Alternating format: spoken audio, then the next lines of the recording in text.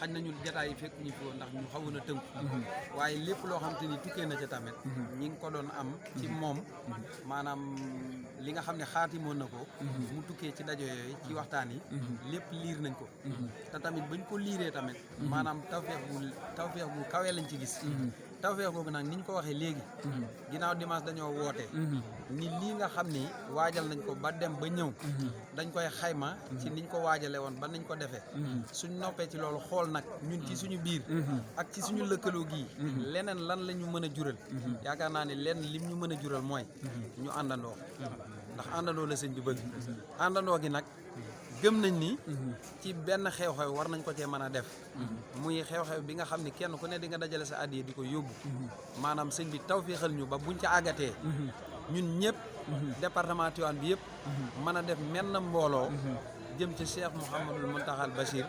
jébbal ko suñu addiya tàllal ko suñu loxo mu ñaanal yaakaar naa ne loolu daal mooy kàddu gu mujj gi mooy suñu yéene bi ñu ñëwee fii loolu la ñuy yëg te it moom la ñuy ñaan sëriñ bi defal ñu ko ci ak mbaaxam jërëjëf kon xanaa ñu xoolaat yéen mbokki taalibe yi rek sëñ Mbaye Thiaw ànd ak Moukhaddamatoul TV kon ñu dem di xool yéen mbokki taalibe si départ bi rek incha allah.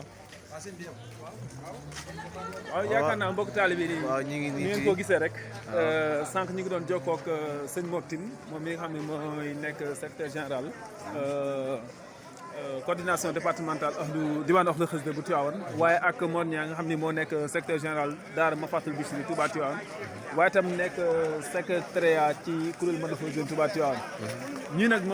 moo nekk mbooloo mi nga xam ni ñu ngi ko waxoon rek jóge nañ ci bari bi fasantikoo waxtu wi ñu leen waxoon tam maanaam ñu teew nañ fa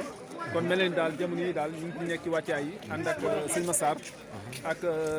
yeneen mbokk taalibe yi ànd ak liggéey bi kon sànq nag mel na ni soxna yi ñoo doon dugg ci biir waruwaay yi kon jamono yi nag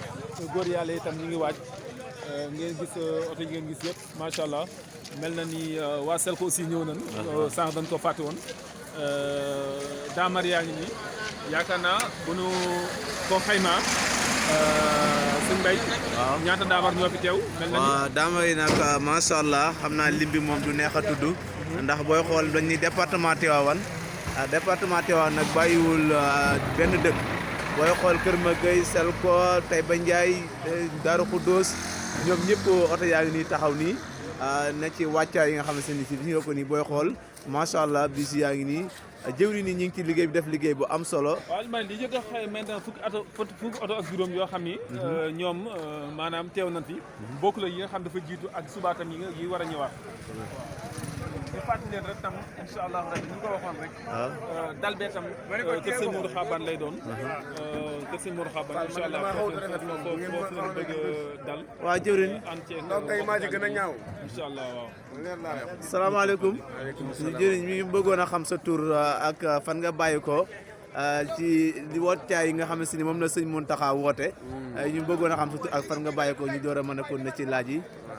jéggul ñun de Abdoulaye Ndiaye lañ tudd sëñ Abdoulaye Ndiaye waaw dëkk bu ñuy wax Touba nga xam bisimilah sëñ Abdoulaye Ndiaye ñëwal nii mu gën a tawfeexe damaa ñaaw loolu de waa sëñ bi doy na waar di bisimilah Mbaye Thiaw yaa ñëw sëñ Yàlla ñu mujj mucc Mbaye Thiaw yaa ñëw nii demal ne fi waa leer am lumière bi quoi waaw macha allah sëñ Abdoulaye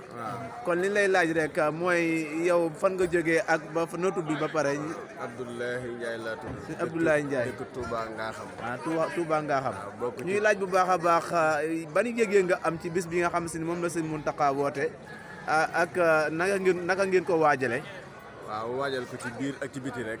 yëg-yëg biñ ci am nag mooy yëg-yëg jëfe ndigal rek